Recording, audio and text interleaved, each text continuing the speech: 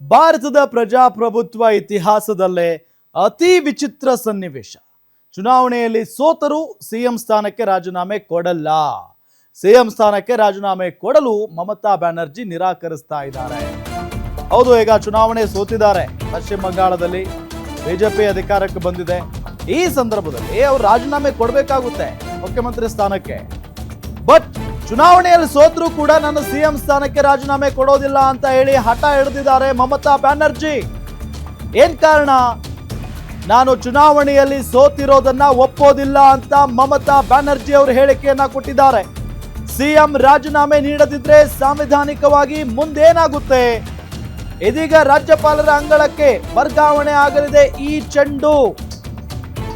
ಮಮತಾ ಬ್ಯಾನರ್ಜಿ ಅವರನ್ನ ರಾಜ್ಯಪಾಲರೇ ವಜಾ ಮಾಡ್ತಾರಾ? ಮಮತಾ ಆಡಳಿತಾವಧಿಯ ಅಂತ್ಯ ಆಗುವವರೆಗೆ ಕಾಯುತ್ತಾರಾ ಹಾಗಾದ್ರೆ ರಾಜ್ಯಪಾಲರು? ಸಂವಿಧಾನದ ಆರ್ಟಿಕಲ್ 164 ಅನ್ವಯ ಸಿಎಂನ ವಜಾ ಮಾಡ್ತಾರ ರಾಜ್ಯಪಾಲರು ಅನ್ನೋ ಪ್ರಶ್ನೆ ಇದೆ. ದೇದೆ ಹೈಡ್ರಾಮಾಗೆ ಅಂತ್ಯ ಹಾಡುತ್ತಾ ಪಶ್ಚಿಮ ಬಂಗಾಳ ರಾಜಭವನ. ಭಾರತದ ಪ್ರಜಾಪ್ರಭುತ್ವ ಇತಿಹಾಸದಲ್ಲೇ ಅತಿ ವಿಚಿತ್ರ ಸನ್ನಿವೇಶ ಆಯಿತು. ಸತತವಾಗಿ ಆಳ್ವಿಕೆಯನ್ನ ನಡೆಸಿದ ನಂತರ ಸೋತಿದ್ದಾರೆ. ಶಾಸಕಿಯೂ ಕೂಡ ಅಲ್ಲ. ಈಗ ಮಮತಾ ಬ್ಯಾನರ್ಜಿ ಅವರು ಶಾಸಕಿಯೂ ಕೂಡ ಅಲ್ಲ. 2 ಕ್ಷೇತ್ರಗಳಲ್ಲೂ ಸೋತಿದ್ದಾರೆ. ಸ್ಪರ್ಧೆ ಮಾಡಿದಂತ 2 ಕ್ಷೇತ್ರಗಳಲ್ಲೂ ಕೂಡ ಸೋತಿದ್ದಾರೆ ಮಮತಾ ಬ್ಯಾನರ್ಜಿ ಸುವೆಂದು ಅಧಿಕಾರಿ ವಿರುದ್ಧ. Adjudication 32 lakhs were included, but do you know that after that the 7 lakhs what was deposited together, that is also included, but nobody knows that. So how they play the dirty, nasty and mischievous games. I have never seen this type of election in my life. From the beginning in my student life I have seen so many elections. Even 2004 also, when I was only alone, there also I have not seen this type of atrocities. We fought against the all machinery, where Prime Minister and Home Minister is also involved. Directly interference. SIR, they deleted 90 lakhs names from the voter list. And when we went to court adjudication, 32 lakhs were included. But do you know that after that, the 7 lakhs what was deposited together, that is also included, but nobody knows that. So how they play the dirty, nasty and mischievous games. I have never seen this type of election in my life. From the beginning in my student life, I have seen so many elections. Even 2004 also, when I was only alone, there also I have not seen this type of atrocities. We fought against the all machinery, where Prime Minister and Home Minister is also involved.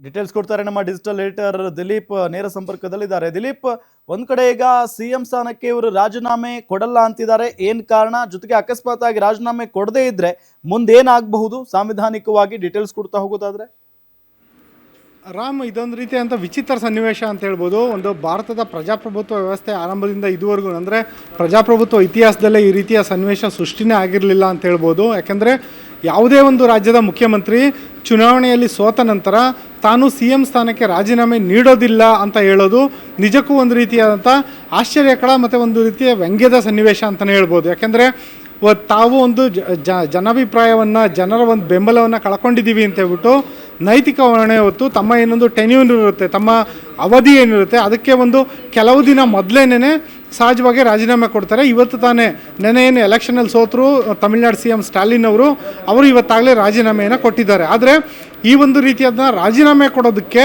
ನಾನು ಯಾವುದೇ ಕಾರಣಕ್ಕೂ ಮುಂದಾಗೋದಿಲ್ಲ, ನಾನು ರಾಜೀನಾಮೆ ಕೊಡೋದಿಲ್ಲ ಅಂತ ಮಮತಾ ಬ್ಯಾನರ್ಜಿ ಅವರು ಹೇಳಿದ್ದಾರೆ. ಯಾಕೆಂದರೆ ನಾನು ನೈತಿಕವಾಗಿ ಗೆಲುವು ಸಾಧಿಸಿದ್ದೀನಿ. ಒಂದು ರೀತಿ ನಂಬರ್ಸ್ ಮೂಲಕ ಅವ್ರು ಗೆದ್ದಿರ್ಬೋದು BJP ಅವರು, ಆದರೆ ನೈತಿಕವಾಗಿ ನಾನು ಗೆದ್ದಿದ್ದೀನಿ ಅಂತ ಮಮತಾ ಬ್ಯಾನರ್ಜಿ ಹೇಳಿದ್ದಾರೆ. ಮಮತಾ ಬ್ಯಾನರ್ಜಿ ಹೇಳಿರೋದು ನಮ್ಮ ಈ ಒಂದು ಹೋರಾಟ ಏನಿದೆ ಅದು ಈಗ BJP ವಿರುದ್ಧ ಅಲ್ಲ, ನಮ್ಮ ಹೋರಾಟ ಇರೋದು ಚುನಾವಣಾ ಆಯೋಗದ ವಿರುದ್ಧ ಅಂತ. ಈ ರೀತಿಯಾದಂಥ ಒಂದು ಮಾತನ್ನು ಹೇಳ್ತಾ ಅವರು ಹಲವು ರೀತಿಯಾದಂಥ ಆರೋಪಗಳನ್ನು ಮಾಡಿದ್ದಾರೆ. ಮೊದಲನೇದಾಗಿ ಏನೊಂದು SIR ನಡೀತು, ಒಂದು ಮತದಾರರ ಪಟ್ಟಿ ಪರಿಷ್ಕರಣೆ ಏನು ನಡೀತು, ಆ ಸಂದರ್ಭದಲ್ಲಿ ವಿಪರೀತ ಗೋಲ್ಮಾಲ್ ಆಗಿದ್ದಾವೆ, 90 ಲಕ್ಷಕ್ಕೂ ಹೆಚ್ಚು ಮತದಾರ ಪಟ್ಟಿಯಿಂದ ಕೈಬಿಡಲಾಗಿದೆ ಅಂತ ಆರೋಪ ಮಾಡಿದರು. ಆದರೆ ಈ ವಿಚಾರ ಕೋರ್ಟ್ಗೂ ಹೋಗಿತ್ತು ಮತ್ತು ಕೋರ್ಟ್ಗೆ ಹೋದಂಥ ಸಂದರ್ಭದಲ್ಲಿ ಏನೊಂದು ಮತದಾರ ಪಟ್ಟಿ ಪರಿಷ್ಕರಣೆ ಕರೆಕ್ಟಾಗಿದೆ ಅಂತ ನ್ಯಾಯಾಲಯ ಕೂಡ ಹೇಳಿತ್ತು. ಆದರೆ ಮಮತಾ ಬ್ಯಾನರ್ಜಿ ಅವ್ರ ವಾದ ಏನಂದರೆ 35 ಲಕ್ಷಕ್ಕೂ ಹೆಚ್ಚು ಮತದಾರರನ್ನು ಮತ್ತೆ ಮರುಸೇರ್ಪಡೆ ಮಾಡಿದ್ದಾರೆ, ಇದು ಯಾವ ರೀತಿಯ ಪರಿಷ್ಕರಣೆ ಅಂತೇಳ್ಬಿಟ್ಟು ಮಮತಾ ಬ್ಯಾನರ್ಜಿ ಅವರ ಪ್ರಶ್ನೆ.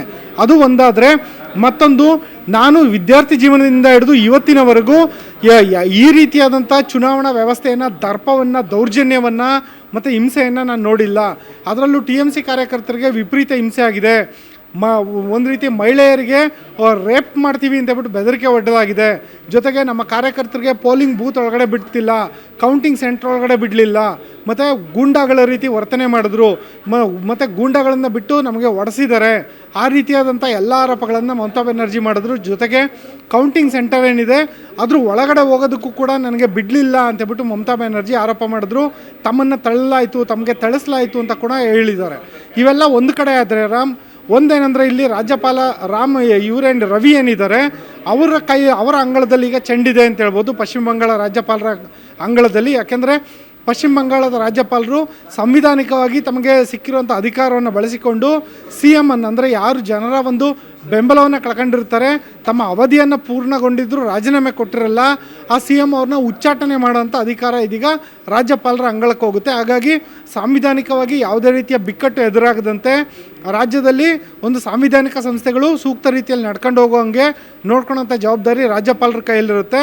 ಹಾಗಾಗಿ ಅವರು ಸಂವಿಧಾನದತ್ತವಾಗಿ ತಮಗೆ ಸಿಕ್ಕಿರುವಂಥ ಅಧಿಕಾರವನ್ನು ಬಳಸಿಕೊಂಡು ಮಮತಾ ಬ್ಯಾನರ್ಜಿ ಅವ್ರನ್ನ CM ಸ್ಥಾನದಿಂದ ವಜಾ ಮಾಡಿ BJP CM ಯಾರಾಗ್ತಾರೆ ಅವ್ರಿಗೆ ಪ್ರಮಾಣ ವಚನ ನೀಡುವಂಥ ಕೆಲಸವನ್ನು ಮಾಡಲಿದ್ದಾರೆ. Ram, okay thank you Dileep, ತಮ್ಮೆಲ್ಲ ಮಾಹಿತಿಗಾಗಿ. ಗಮನಿಸಿದ್ರಲ್ಲ, ಇಷ್ಟು ಬೆಳವಣಿಗೆ ಅಂತೂ ಹಾಗೆ ಆಗುತ್ತೆ. ಭಾಳ ಪ್ರಮುಖವಾಗಿ ಮಮತಾ ಬ್ಯಾನರ್ಜಿ ಅವರು ಅಂದರೆ ಹೋರಾಟ ಮಾಡಿಕೊಂಡೇ ಇಷ್ಟು ವರ್ಷ ರಾಜಕಾರಣದಲ್ಲಿ ಇರುವಂಥವ್ರು. ಏನಾದರೂ ತಪ್ಪಾದರೆ ಅದನ್ನು ಹೋರಾಟದಿಂದಲೇ ಸರಿಪಡಿಸುವಂಥ ಗುಣ ಮಮತಾ ಬ್ಯಾನರ್ಜಿ ಅವರದ್ದು.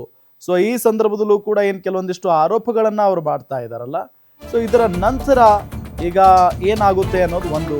ಇನ್ನು ಪಶ್ಚಿಮ ಬಂಗಾಳದಲ್ಲಿ ನಾವು ಇನ್ನೂ ಸೋತಿಲ್ಲ. SIR ಮೂಲಕ BJP 100 ಸ್ಥಾನಗಳನ್ನ ಕದ್ದಿದೆ. ಸುದ್ದಿಗೋಷ್ಠಿಯಲ್ಲಿ ಮಮತಾ ಬ್ಯಾನರ್ಜಿ ವಾಗ್ದಾಳಿಯನ್ನ ನಡೆಸಿದ್ದಾರೆ. ಚುನಾವಣಾ ಆಯೋಗ BJP ವಿರುದ್ಧ ಹೋರಾಟ ಮಾಡ್ತೇವೆ. ಮೋದಿ, ಅಮಿತ್ ಶಾ SIR ನೆಪದಲ್ಲಿ ಕಳ್ಳಾಟವನ್ನ ಆಡಿದ್ದಾರೆ. 9.3 ಮಿಲಿಯನ್ ಹೆಸರುಗಳನ್ನ ಮತದಾರರ ಪಟ್ಟಿಯಿಂದ ತೆಗೆದಿದ್ದಾರೆ. ಇಂತಹ ಚುನಾವಣೆಯನ್ನ ನನ್ನ ಜೀವನದಲ್ಲೇ ನೋಡಿಲ್ಲ. BJP ಕಳ್ಳಾಟಕ್ಕೆ ಚುನಾವಣಾ ಆಯೋಗವೂ ಕೂಡ ಕೈ ಜೋಡಿಸಿದೆ ಅಂತ ಕಿಡಿಕಾರಿದ್ದಾರೆ ಮಮತಾ ಬ್ಯಾನರ್ಜಿ. ಪಶ್ಚಿಮ ಬಂಗಾಳದಲ್ಲಿ ನಾವು ಇನ್ನೂ ಸೋತಿಲ್ಲ ಅಂತ ಹೇಳ್ತಾ ಇದ್ದಾರೆ. ಜೊತೆಗೆ CM ಸ್ಥಾನಕ್ಕೆ ನಾನು ರಾಜೀನಾಮೆಯನ್ನು ಕೂಡ ಕೊಡೋದಿಲ್ಲ ಅಂತ ಹೇಳ್ತಾ ಇದ್ದಾರೆ. SIR ಮೂಲಕ BJP 100 ಸ್ಥಾನಗಳನ್ನ ಕದ್ದಿದೆ. ಇದು ಅನ್ಯಾಯ ಅನ್ನೋ ನಿಟ್ಟಿನಲ್ಲಿ ಮಮತಾ ಬ್ಯಾನರ್ಜಿ ವಾಗ್ದಾಳಿಯನ್ನ ನಡೆಸಿರೋದು. ಚುನಾವಣಾ ಆಯೋಗ ಜೊತೆಗೆ BJP ವಿರುದ್ಧವೂ ಕೂಡ ಹೋರಾಡ್ತೇವೆ ಅಂತ ಹೇಳಿಕೆಯನ್ನ ಕೊಟ್ಟಿದ್ದಾರೆ. We fought against the all machinery, where Prime Minister and Home Minister is also involved. Directly interference.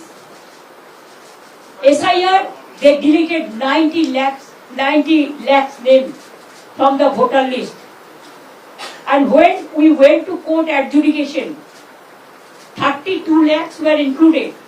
But do you know that after that, the 7 lakhs what was deposited together, that is also included? But nobody knows that. So how they play the dirty, nasty and mischievous games. I have never seen this type of election in my life. From the beginning, in my student life, I have seen so many elections. Even 2004 also, when I was only alone, there also I have not seen this type of atrocities.